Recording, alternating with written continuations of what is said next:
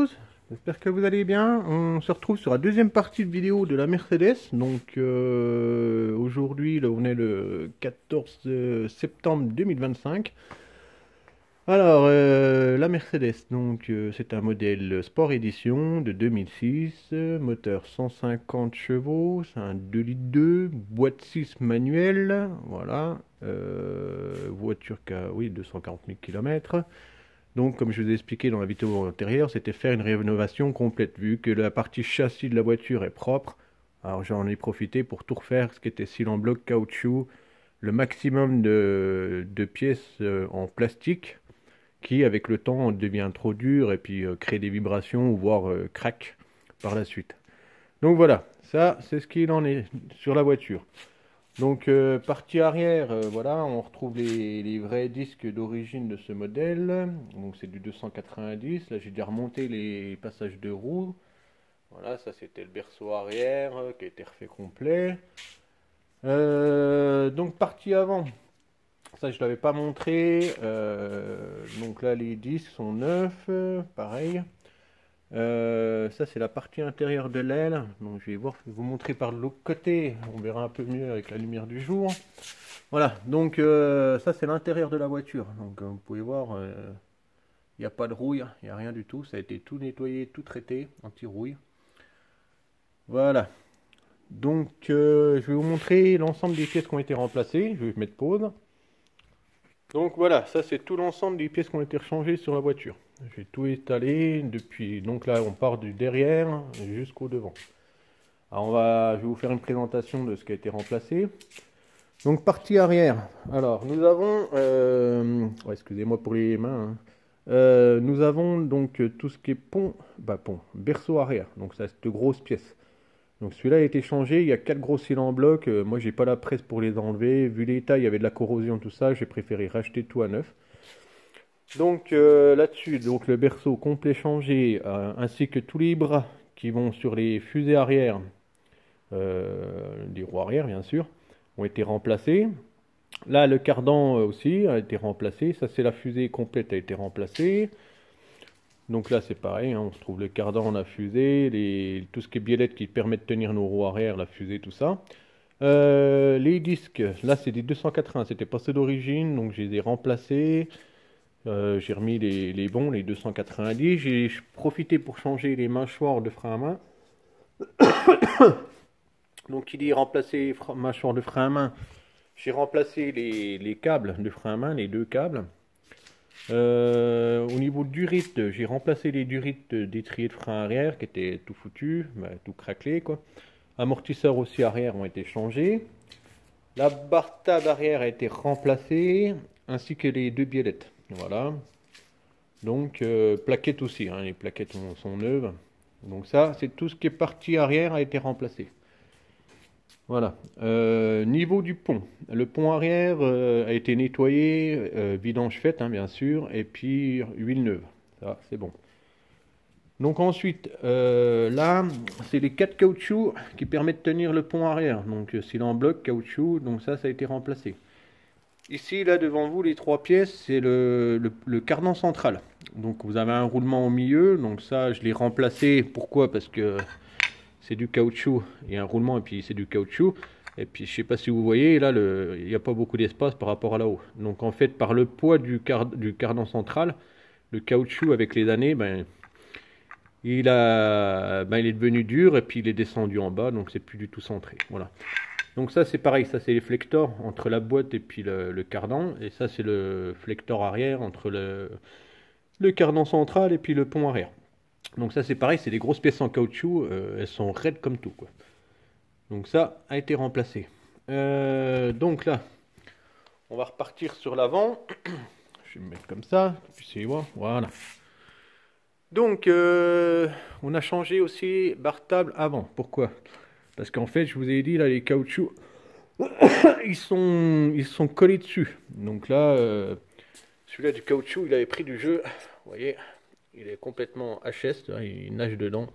Donc ça, il était mort quoi. Donc le bar tab a été changé, ainsi les biellettes de chaque côté. Ça c'est la partie avant. J'ai remplacé amortisseur, comme les amortisseurs à l'arrière, j'ai remplacé amortisseur à l'avant. La fusée a été remplacée, donc ça c'est fusée, donc j'ai acheté le pack complet, hein, c'est avec le flasque, les roulements, tout ça, prêt à monter. Les biellettes ont été changées, biellettes de direction. Les disques foutus, ils étaient au bout, donc on a changé les disques, on a remis du neuf avec des plaquettes. Pareil pour de l'autre côté, on a changé aussi les flexibles de frein, ça c'est bon. Les trois gros caoutchoucs que vous voyez là, donc ça, celui-là, c'est le caoutchouc de la boîte de vitesse, c'est le cylindre en bloc de la boîte de vitesse. Cylindre en bloc côté passager du moteur, cylindre en bloc côté conducteur. Donc si jamais vous devez changer ces cylindres en bloc là, ici il faut enlever le catalyseur pour y accéder, donc ça va assez rapidement, vous enlevez le filtre à air. Vous enlevez le kata, donc une partie de la ligne, et puis vous y arrivez quoi. Par contre, celui-là, il est plus compliqué. Si un jour vous devez le faire, profitez-en pour changer changer ou nettoyer le collecteur. Donc, je vais vous montrer. Là, j'ai changé le collecteur, je l'ai remplacé. Donc, le collecteur, ça c'est la joie des vannes EGR. Hein. Donc, il est tout encrassé. Voilà. Vous voyez l'intérieur. Donc, le plus simple, c'est d'en racheter un neuf. Hein. Ça vaut quoi, 130 balles à peu près. Celui-là, moi, j'ai l'avantage, c'est je m'étouffe. Moi, c'est sans volet. Il y a des modèles de Mercedes, ils ont 4 petits volets au niveau de l'admission. Moi, j'ai pas de moteur ni de volet, rien du tout, c'est direct. Quand vous démontez ça, donc pour changer le cylindre en bloc là, vous êtes obligé de démonter le collecteur et démonter le calorstat. Donc profitez-en, changez le calorstat, ça c'est une pièce défectueuse hein, avec le temps. Vous avez des problèmes de température, votre moteur chauffe plus. Et qui fait que ça fait au niveau comportement du moteur, ça fait plein d'à-coups, les vibrations, c'est assez bizarre. Quand le moteur il est pas chaud et puis vous tapez dedans, c'est pas bon quoi. Donc il faut en profiter pour le changer, calorstat. Changer ou nettoyer ça, mais bon, c'est un boulot de fou quoi. Donc autant changer quoi. Et puis après vous pouvez accéder au cylindre en bloc et puis vous êtes tranquille. D'autre part, j'en ai profité pour, vu qu'on démonte le collecteur, on a accès aux bougies de préchauffe plus facilement, donc j'en ai profité pour changer les bougies de préchauffe, les 4. J'ai fait la pompe à eau, la galette tendeur, les 2 poulies de renvoi, j'ai changé la courroie d'accessoires, et puis j'ai changé le désuileur, comment on dit ça? Ah, c'est pour supprimer la pression du moteur. Et puis c'est pareil, là-dedans, là, il y a de la vapeur d'huile est renvoyée dans l'admission. Donc voilà, ça a été fait et remplacé. Donc, je vais vous montrer la partie moteur. Donc là, on se retrouve sur la partie moteur. Alors, comme je vous ai dit, tout ce qui est courroie d'accessoires, poulies, tout ça a été remplacé. J'en ai profité pour nettoyer les durites.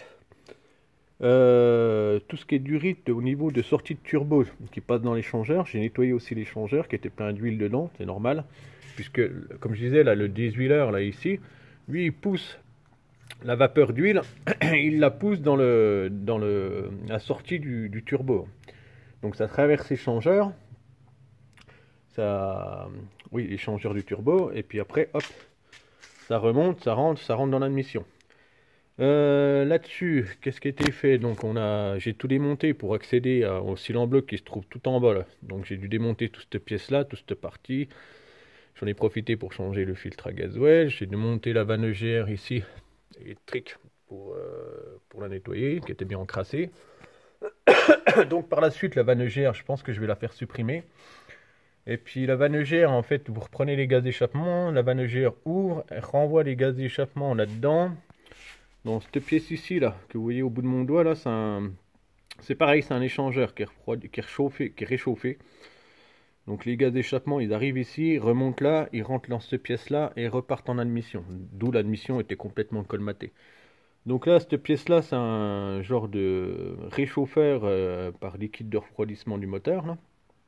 Donc par la suite, si je supprime la vanne EGR qui est là-bas, là, cette pièce-là, je vais la retrouver d'occasion. Et puis je vais en profiter pour couper ici, ressouder, boucher. Puisque j'aurai pas besoin du renvoi de gaz d'échappement pour repartir là, vu que ça sera fermé en amont. Donc ça va être la prochaine étape.